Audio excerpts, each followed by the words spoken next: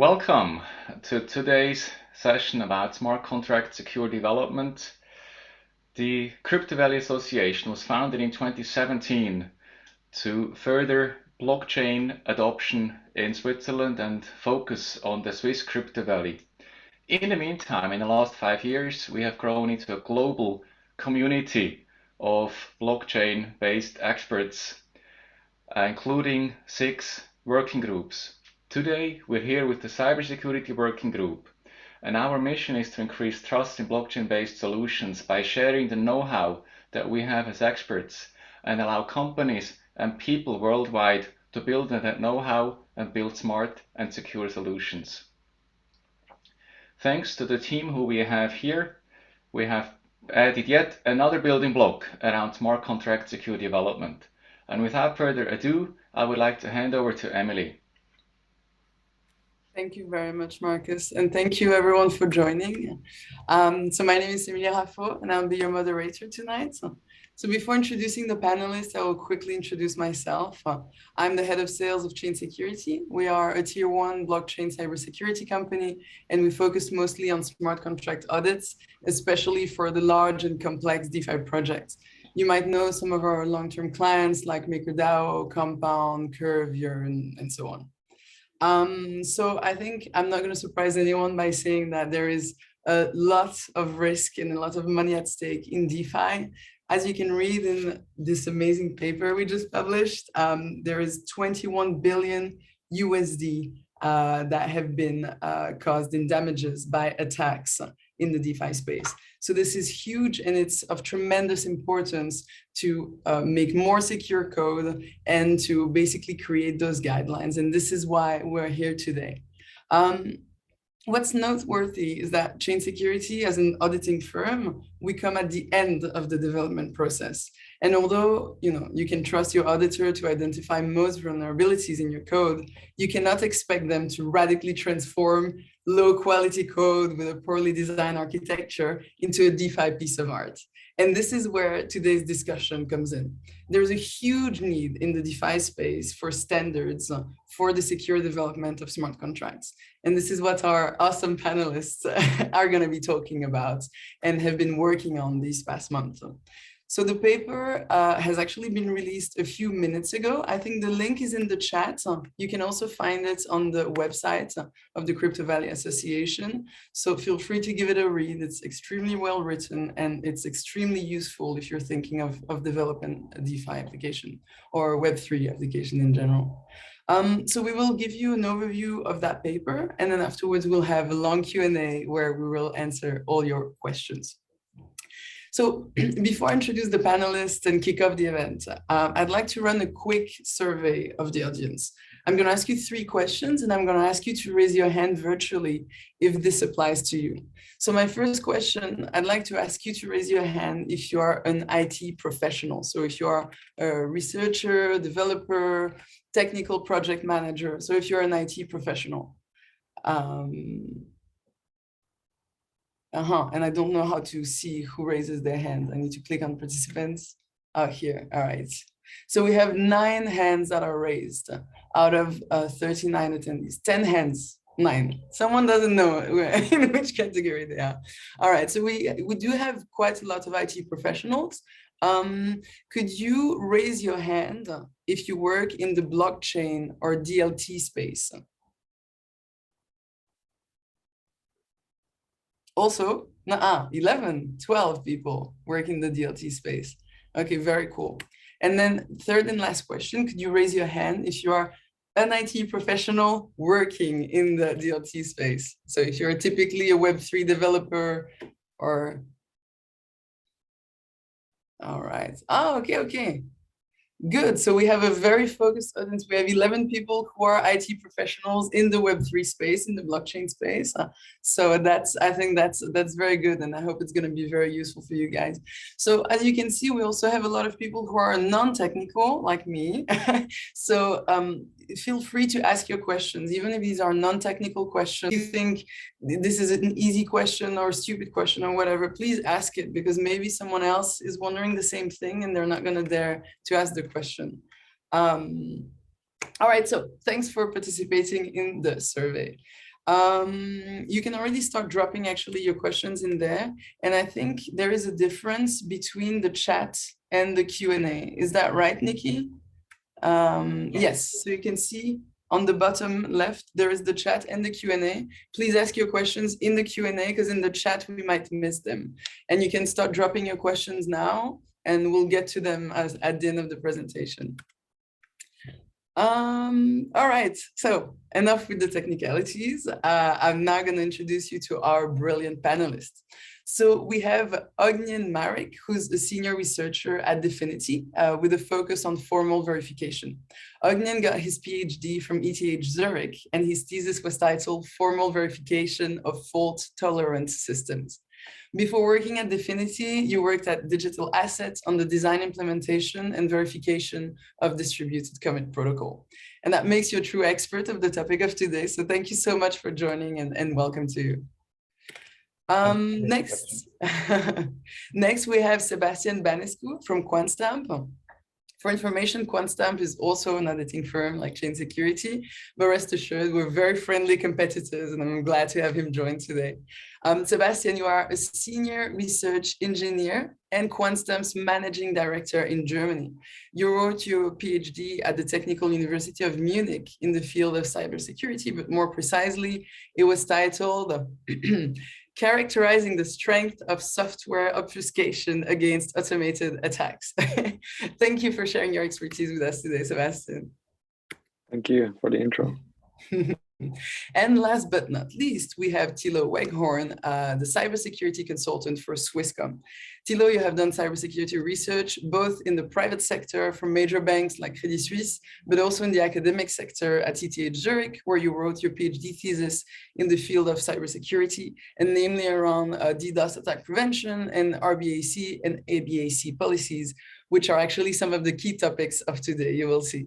Thilo, there's actually also a charitable side to you, as you recently co-founded a nonprofit platform to help SMEs make it through the COVID-19 crisis. Thank you for joining us today, Thilo. Thanks for the introduction. So Thilo, I will give you the floor to give an overview of the paper. But before I do that, I'd like to quickly remind the audience, you are encouraged to write all your questions in the Zoom Q&A and not the Zoom chat. You can write it already now and we'll get to it at the end of the presentation. This being said, Thilo, the floor is yours. Thanks. So can I get quickly an information if you can see all my screen? Yeah, perfect. Okay, thanks a lot, Emily, for the introduction, and Marcus for the opportunity to work in such a great team. So I'm very happy to present to you today our work about smart contract secure development lifecycle, which was done with my awesome co-authors, Sebastian, Ognian, who are both here, and also Duncan and Petter, which couldn't be here today.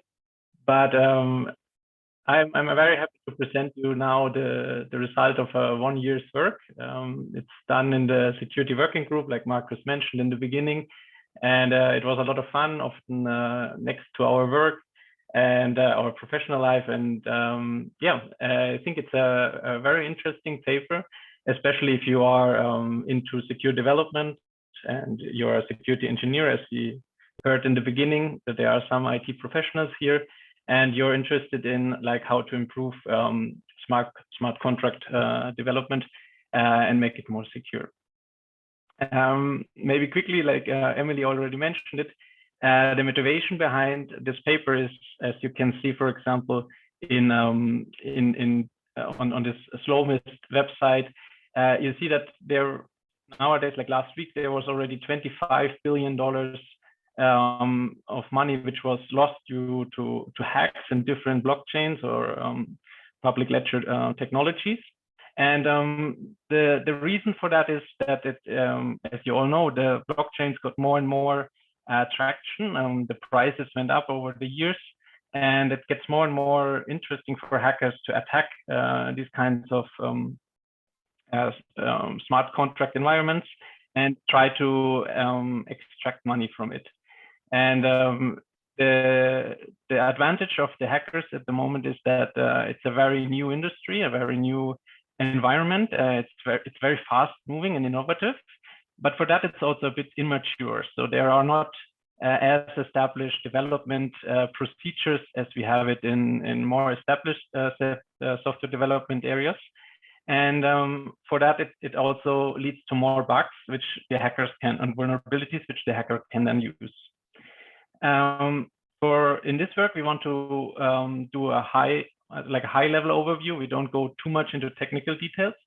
And the question we ask ourselves is, okay, how can we develop smart contracts in a more secure way? So how we went through the whole development lifecycle and try to understand where in the smart contract development lifecycle can we add some best practices, for example, to make the product, the smart contract, in the end more secure.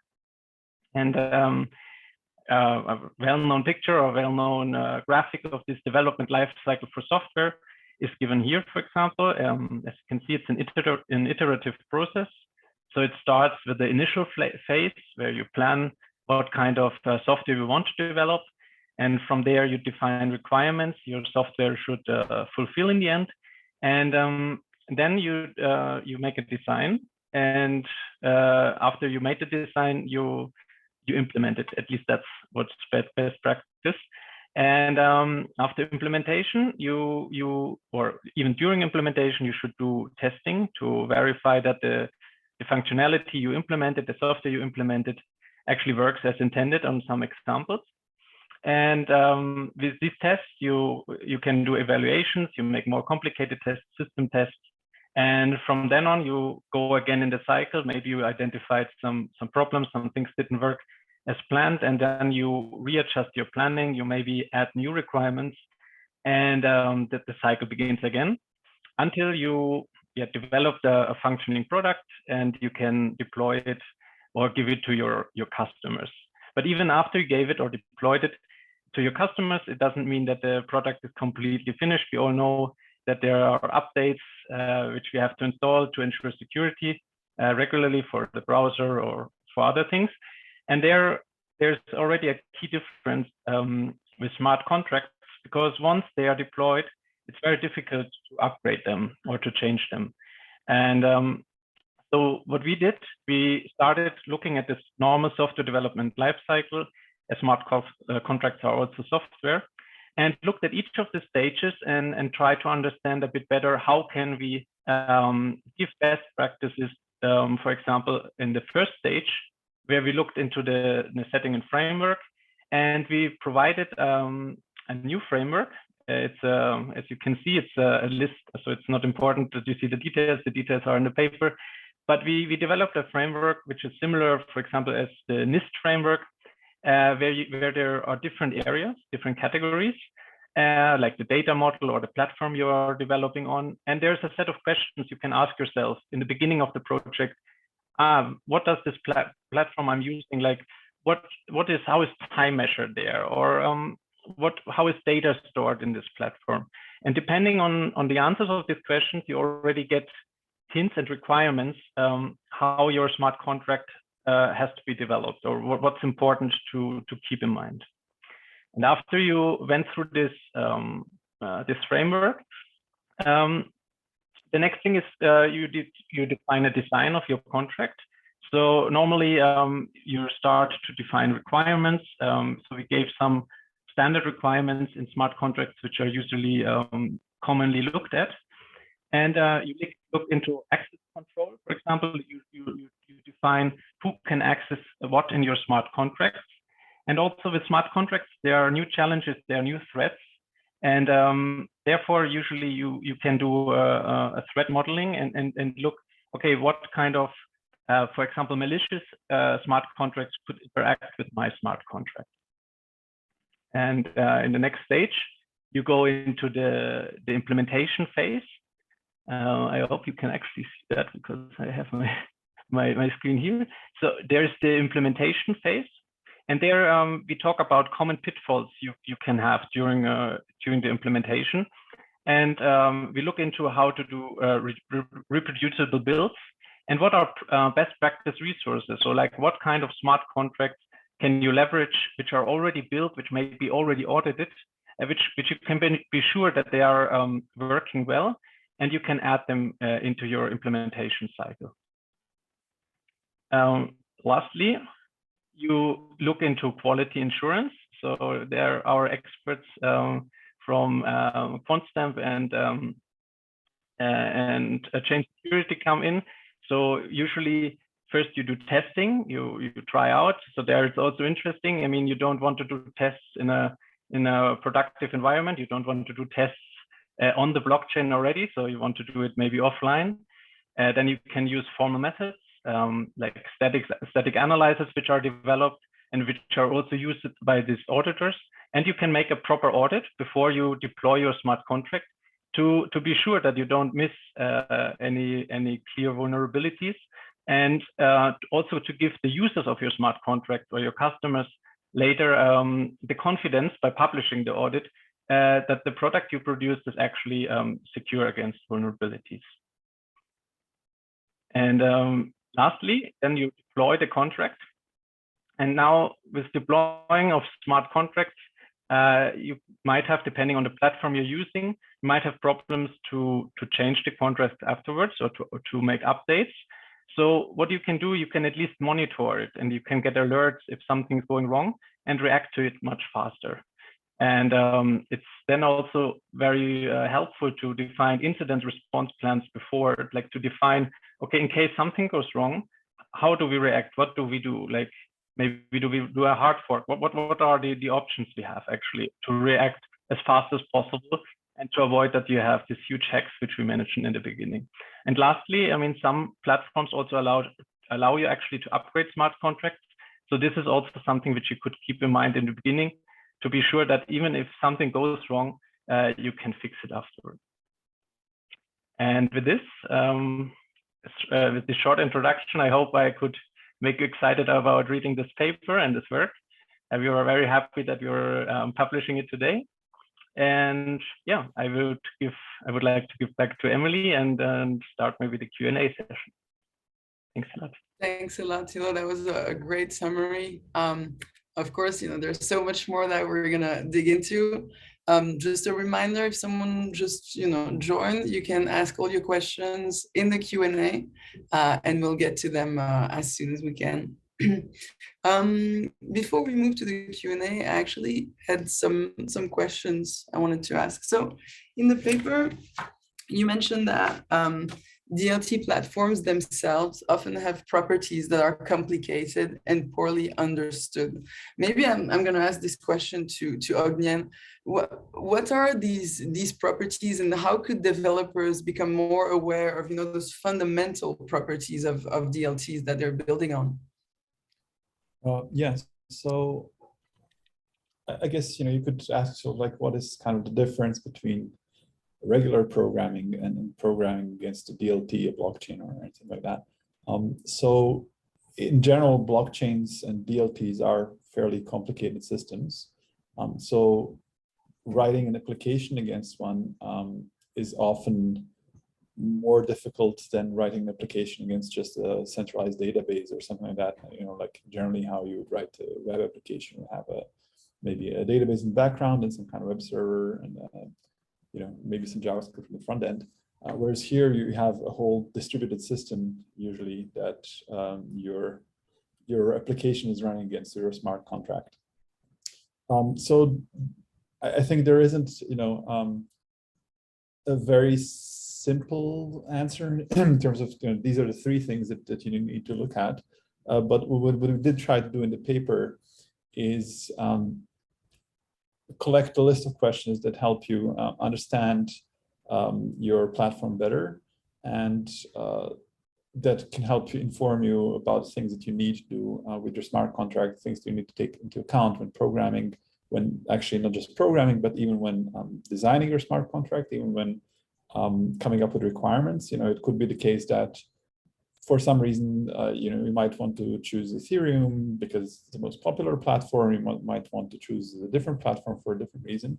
And there is, I think, a helpful systematic approach that somehow we try to condense this into this list of questions that can then help you answer basically what can I even actually achieve on this platform, and what do I need to pay particular attention to. So examples, I think Thilo already mentioned some of the examples in his intro, but it would be something like, well, do I need any kind of confidentiality of my data, for example? If I do, then what does this platform provide me?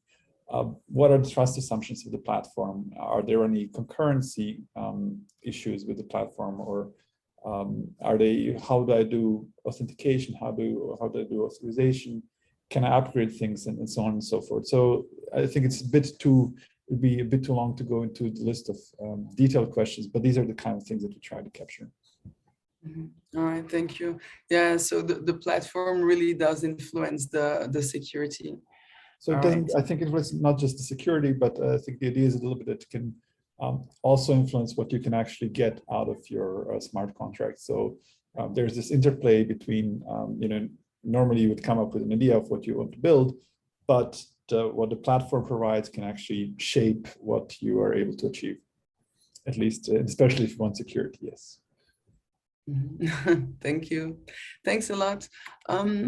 I also had a question for Sebastian.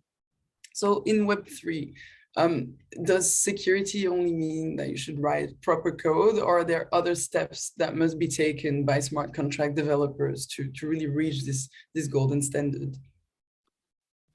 Thanks for the question. Yeah, I think one thing which is sort of underestimated is good technical requirements.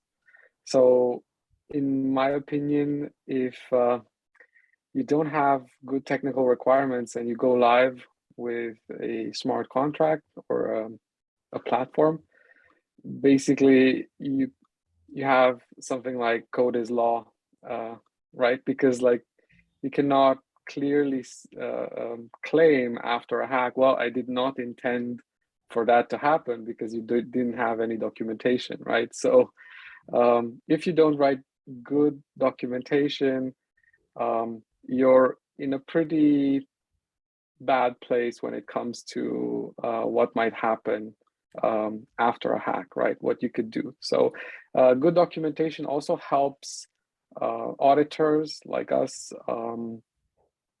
have a more effective outcome from an engagement. And it also helps maintainability and extendability of the platform. Yeah. We have this this joke poster in our office. What to do? The guy who developed it is gone.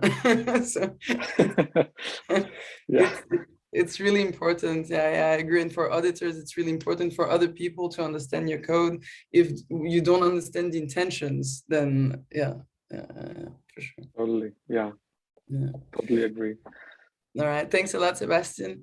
Thilo, you said something really interesting that I'm not sure I understand. You said that in the context of smart contracts, threat actors can be divided into two types: malicious smart contracts and humans interacting with smart contracts. Can you tell us a bit more about this difference? Sure. So I think from the threat modeling perspective, usually one looks into more like internal threats, or one different threat actors, which are like script kiddies, or like nation state actors, which are the most difficult to defend against. But in the smart contract environment, somehow it gets a bit more interesting, because the contract is published. So everybody can see what the source code is, for example. And also the smart contracts can interact not only with the users, but with other smart contracts. So in case you're using, for example, a smart contract which has a vulnerability, you might be hacked not because your code is bad, but because the dependency you have a bad dependency, or you allow interactions with smart contracts which you didn't foresee, and which are used to then deplete you from your money. So I think a lot of, maybe Sebastian knows more about it, but in the security audits I saw, often one has to be aware on the interfaces between smart contracts and what can interact with your smart contract. And I think some of the hacks actually use these kind of vulnerabilities a lot. And that makes threat modeling a bit different than we are maybe used to when we do normal software development, where the only one who can interact with the software or the web application is maybe a user. Okay. And how do you think developers can protect themselves against that? Because you can't have the entire DeFi space audited and know for sure that there are no vulnerabilities. Is there any way to protect yourself against that? I mean, one thing you can do a risk analysis. You can check, okay, what dependencies do I have on other smart contracts, and how from which ones I know that I'm depending on, and check, for example, like how long do they exist? Have there been vulnerabilities, and how critical are they? And the other thing is you can look at all the interfaces, like you can restrict access to your smart contract and try to limit that the smart contracts who can interact are really the ones you intend to. I think there's also like requirements are very important. You have to be very clear in the beginning what should actually interact with your smart contract to be able to foresee that no malicious smart contract can interact with it. So I think it's a very wide field. So maybe I would be interested what also the auditors say to that. Is it? Yeah, so that Sebastian, raise your hand. So if you want to add something, feel free. Yeah, so I think this situation where you have like this permissionless composability, right, in DeFi, where it's really hard to restrict other contracts from interacting with your contract, or you can basically interact with anything. Like Thilo said, it's really important to do an analysis, and for that you also need good documentation. But there's also this principle of like, which is used in other places, but like the principle itself is like zero trust, right? So you shouldn't be trusting any contract that you're interacting with, that it will behave the way you want it to, right? And this is one of the main reasons for many of the hacks, right? We've seen a lot of DeFi aggregators which rely on many different platforms to maximize their strategies. And the hacks were due to the fact that they were assuming that if you call a withdrawal function, the right amount is going to be withdrawn, right?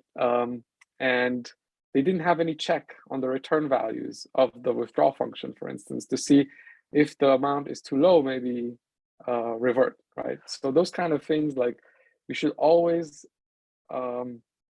check those kind of return values in like any contract, even if you think it's going to be totally fine 99.9% of the time, because like that 0.1% is going to be the one that gets you. All right, thank you. A stern warning. So we have already some questions from the audience. Thanks a lot, guys, for participating. We have 6 questions. Feel free to ask more. We can get through all of these quite easily. Yeah, great, thank you. So first one from Jessica. What were the specific hack scenarios that were used to validate or test the robustness of your life cycle considerations? I can read it again so you have more time to think about it. What were the specific hack scenarios that were used to validate or test the robustness of your life cycle considerations? Sebastian is keen. Go for it. Okay, you want to take it maybe? Oh, sorry, I didn't see. Yeah, either of us. Go ahead. I can add in. Yeah, I just wanted to say, like, from my perspective, we were developing this in general. So like for pretty much any hack, I think like those really famous hacks, like the DAO hack, which was due to reentrancy, and really like the most common ones, right, which have to do with access control, which have to do with overflows, underflows, and so on. We had them in mind, but like we believe like what we wrote here, I think, is pretty much agnostic for what type of problem you may have. So if you follow this methodology, you should be covered for all problems. Augie? Yeah, that's pretty much what I wanted to say. I think, you know, in terms of validation, I guess it's kind of been, so it is a relatively standard software development lifecycle that applies not only to smart contracts, but also to other kinds of software. I guess from our experience of auditing smart contracts, or like in my case, verifying smart contracts, following a methodology like this is tremendously helpful. Of course, there is no hard guarantee, but like Sebastian mentioned, many of these things hopefully would have been caught had such a methodology been followed. All right, thanks a lot. Our next question is from Nana. I'm a Viper fan and I find quite little material on best practices when it comes to Viper smart contracts. What material could you recommend here?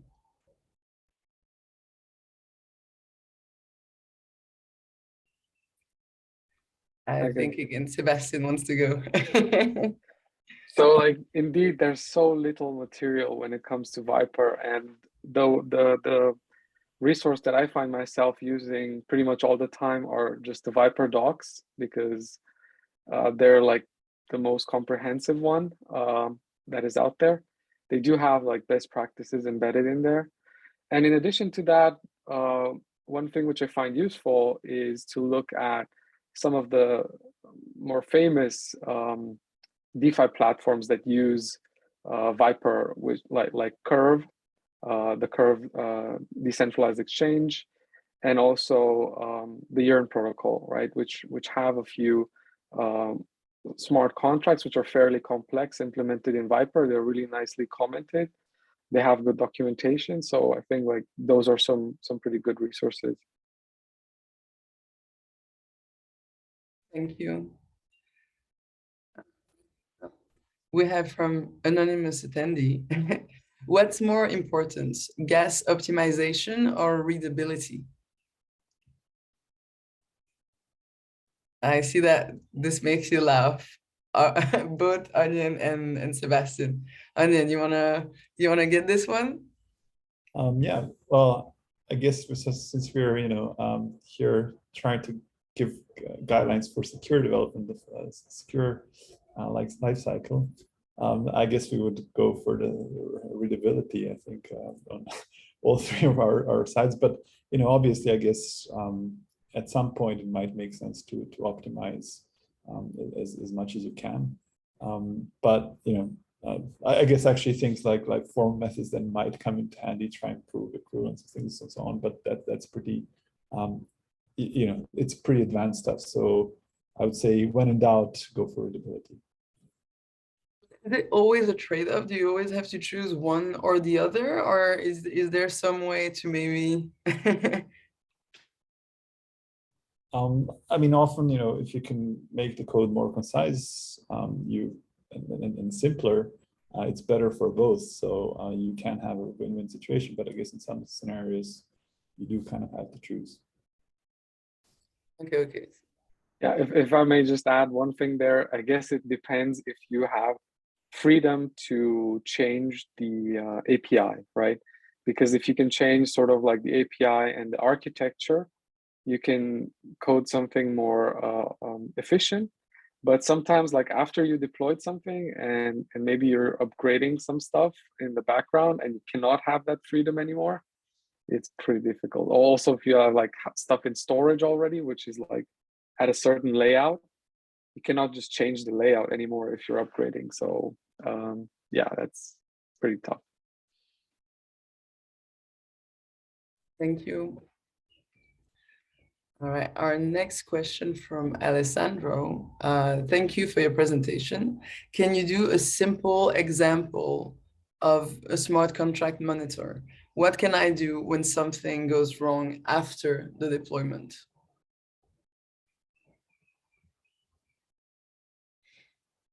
It's true that, go for it. Yeah, I guess it really depends on the platform. It also depends on what kind of provisions you have done for this case before deployment. So if your contract is immutable, has no kill switch, and you're running on a public decentralized platform, there's not very much you can do. So there is obviously trade-off. Like if you do have a kill switch, then there are trust issues involved who can actually trigger such a thing and so on. So there isn't a perfect answer, but we cover some of the things in the paper. So not in great detail, but we do touch upon it. Yeah, maybe to give like an example, I'm not sure what the question person is referring to with an example, but Quantstamp has a smart contract monitoring service, which basically notifies you via email, SMS, API, whatever you want. And it can programmatically pause your contract in case there's a hack, right? So for instance, if you have a token and you notice that there's some kind of massive burning or minting that could be caused by a bug, it can just automatically pause the contract. And this refers to the provisions that Augie was referring to before deployment, right? You should have some functions which are only accessible by the owner or governance, which can sort of pause the functions, calling the functions, and give you some time to figure out what happened and maybe take an action plan. Yeah, I mean, also, I think a known monitor is probably from Open Zeppelin. Also, I'm not sure which one you use, but I think it's called Defender, and you can just monitor critical functions and see, yeah. I mean, I guess there is no end to what you can actually monitor in your, since most of the smart contracts are public. And the question is, yeah, how do you react? And yeah, as Sebastian explained, I think that's the most important part, to think about it beforehand. Well, if you do have a kill switch, or if your smart contract is pausable, does that mean that you increase centralization? Or do you think that pausability could be considered as a not so centralized method? I think it's definitely more centralized if you have those kind of functions. But if you give the power to a multi-sig wallet where you have like, I don't know, M out of N users of that multi-sig can trigger the action, then it again becomes less centralized because there's not just one person who can perform the action. Okay, thank you. Okay, so that's good. Well, talking about again centralization and efficiency. Again from Nan, one final question: upgradability, bane or boon? I don't know what bane or boon means, but I assume it means good or bad. So should smart contracts be upgradable?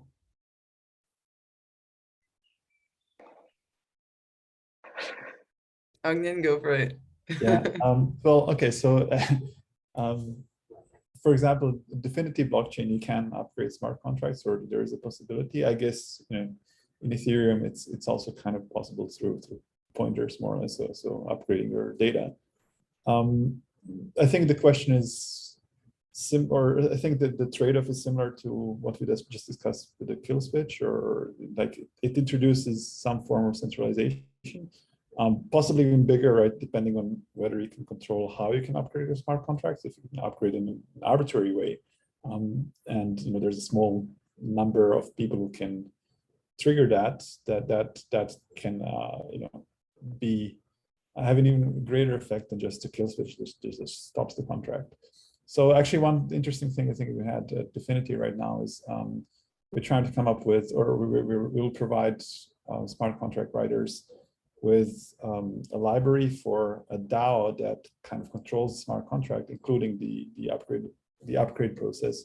So you know, you can have a decentralized process in a way that's kind of similar to, you know, many other decentralized solutions that allow you to do upgrades. But I think, like I said, I think it's you know, obviously it can be very useful, depending. I think also in the context of things like, you know, Web3, where you're trying to build bigger applications on the blockchain, you know, I think if you manage to move that direction, I don't think it's really practical to stay with just immutable contracts and things that will never change. So I think if the applications do become more complex, we will see more of will go more in the direction of upgrades, I think. Thank you. More comments on upgradability, or should we move on to the next question? I just had one thing, which is like traditionally everyone believes like a contract is immutable. So it comes often as a shock to newcomers to this space to hear that contracts can actually change. And indeed, like I think traditionally on Ethereum, this was not something that was thought about in the beginning, but then people found ways around it. And if you're thinking, when you talk about a contract, right, that should not change once it's deployed, right? So if people would sort of like put their trust into this, they would put their trust in at the moment when they deposit their funds. If it changes, then maybe they don't trust it anymore. So I am a big fan of immutable, but I do see the big need of upgradability. So for you, it's Bane, or maybe Boon, whatever it is, whichever it is. All right, thank you very much. So that question is answered. All right, so Alessandro is asking, so I didn't quite understand. Are you testing only smart contracts code before deployment on the blockchain, or also smart contracts that have already been deployed on the blockchain? So is testing before or after deployment? Tilo, we haven't heard you in a while.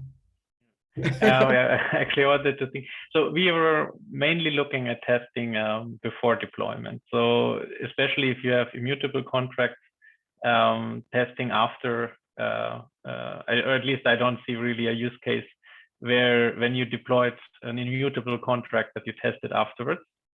Maybe there are use cases I'm not aware of. But so in this paper, we assumed that testing happens before. And rigorous testing should happen before you deploy it, at least from our perspective. Because after you deploy it, the testing is basically a bug bounty, and if it's not good, your funds disappear. That's the that's the testing. One could say actually a bug bounty would be testing after deployment. Yeah. Thank you for that question. So from RM, not depending on third-party libraries, does that include more established libraries, example, OpenZeppelin? So before, Sebastian, you were saying that you shouldn't trust anything. So does that mean you shouldn't trust those libraries that have been tried and true, or where do you think is the limit there? Oh, so I was referring to something slightly different. Like if you're talking about libraries in the sense of something that you can import while you're developing and you just like compile it together, like the OpenZeppelin libraries, that is fine, right? Like as long as that code is audited and it's safe. Like I think the OpenZeppelin libraries are pretty safe. I was referring to actually things which are deployed and you're just referring to them using an address. Like you're pointing to something which is deployed. It could be just a proxy which is pointing to some other logic that can be upgraded. So at that point, you cannot really trust that address to which you're pointing because it might even change its behavior. So you should always verify what you're getting back from that deployed contract, because like this composability, which I was referring to, happens after deploying, like at runtime, right? Not while you're developing the smart contracts. So I'll just add one consideration there. So with dependencies, I think one thing to consider are also reproducibility of builds. So if you do have dependencies and they have to be audited, like what Sebastian said, but you actually also have to make sure that you keep them available for as long as your smart contract lives, at least the current version, if you want people to be able to reproduce your builds of your contracts and actually make sure that what's deployed actually corresponds to the source code. And I also think in the paper, actually, we give as best practice actually OpenZeppelin as that you should use them for your builds. Maybe that was not clear in the presentation. I would say also I mean, it's true that those libraries have been audited, have been used and so on, but it's sometimes we have already changed security, we have already found some some issues in those libraries, and of course, as soon as you find it, you submit it to Open Zeppelin, and they have this very quick response to it, and that also what makes it so secure, right? So maybe when it just comes out, wait a little bit. But if it's been around for some years, probably, a lot of auditors have been looking at it. But it's always a big question. I mean, in terms of scoping audits, whether we have to audit, the libraries or the dependencies and so on. So it's always kind of tricky, but sometimes it's actually worth it to actually go that far. So thank you very much, RM, for your question. Sorry, sometimes I'm looking down, but my dog is being all crazy next to me since. So from DS, are you evaluating to integrate confidential computing technology in smart contracts to implement security level?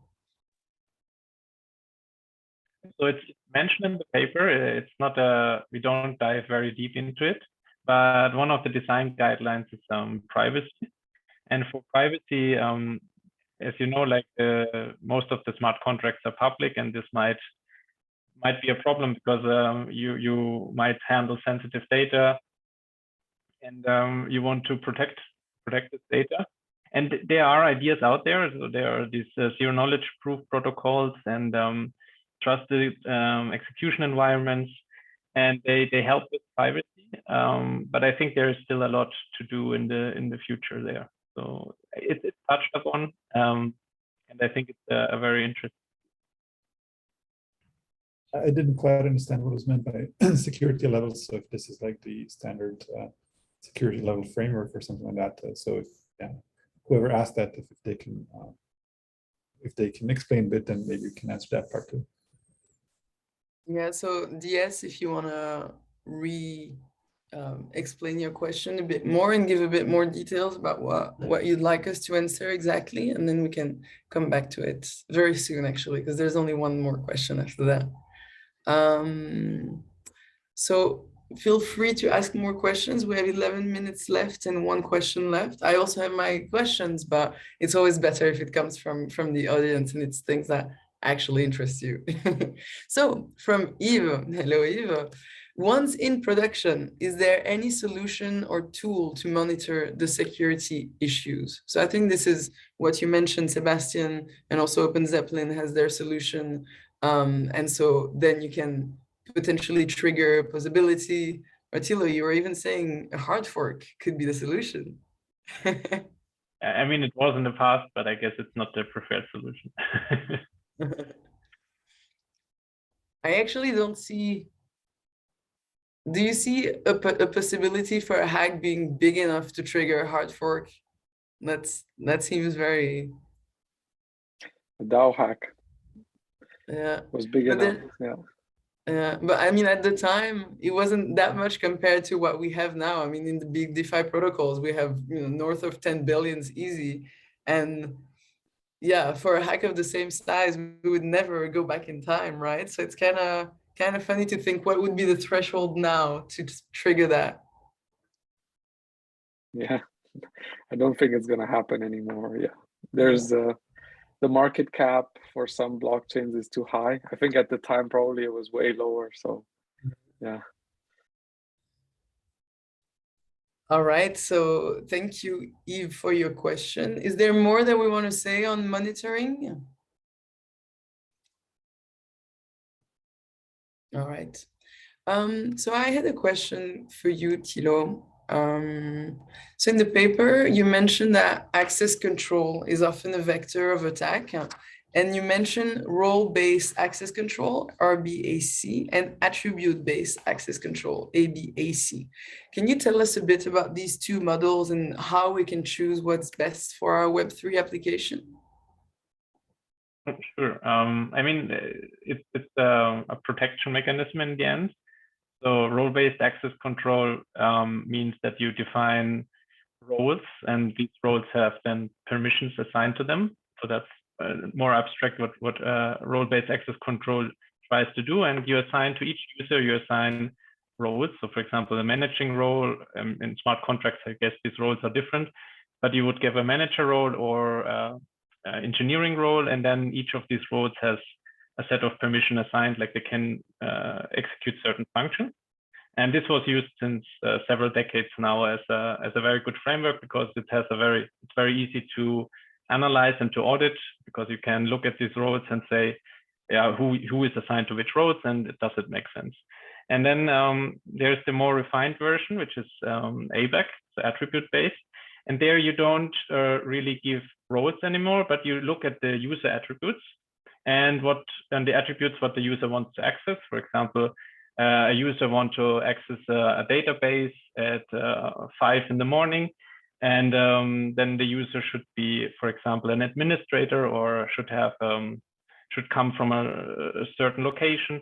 And you can define then rules and say, okay, if this user logs in, for example, from Switzerland, he is allowed to access these accounts. And so it's a much more refined, and it's also more difficult then to audit, because these rules are very complicated. And they are similar like firewall rules, maybe. Like from firewall rules, you know, this kind of schema. And from a usability perspective, of course, attribute-based is more flexible, and role-based is usually less flexible, but easier to look at. I'm not sure what the auditing people say to that, if it makes it easier to audit a smart contract with ABAC or with RBAC, and if you see a trend going in some direction. What do you think, Sebastian? Yeah, I do see there's a big trend which is being used right now, and that is using NFTs as a way to gain access to certain airdrops or communities, even like Discord channels and so on, right? So people are using something that they have in their wallet, right? Not a password, not a whatever token. Well, it's a token, but it's sort of different, right? So I don't know, like, I think this would fall into sort of attribute-based access control, because there's no centralized database where like it says like, okay, this user has this token, right? It's just something that is being checked when the user tries to call a function of the smart contract. So this is being used a lot right now, and I really like the fact that we're switching from passwords to something else. Thank you. We have one more question in the Q&A from Alfio. Are there any efforts being undertaken toward effectively achieving a level of confidentiality in an otherwise public smart contract?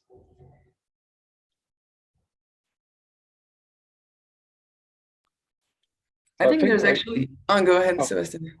Yeah, no, just wanted to say, like, Thilo touched upon that with mentioning zero knowledge proofs. So there are like a few up and coming blockchains that are using that, but maybe not necessarily for privacy. One chain that I have heard about is the Secret Network, which actually uses TEEs, and their claim is that everything is basically confidential.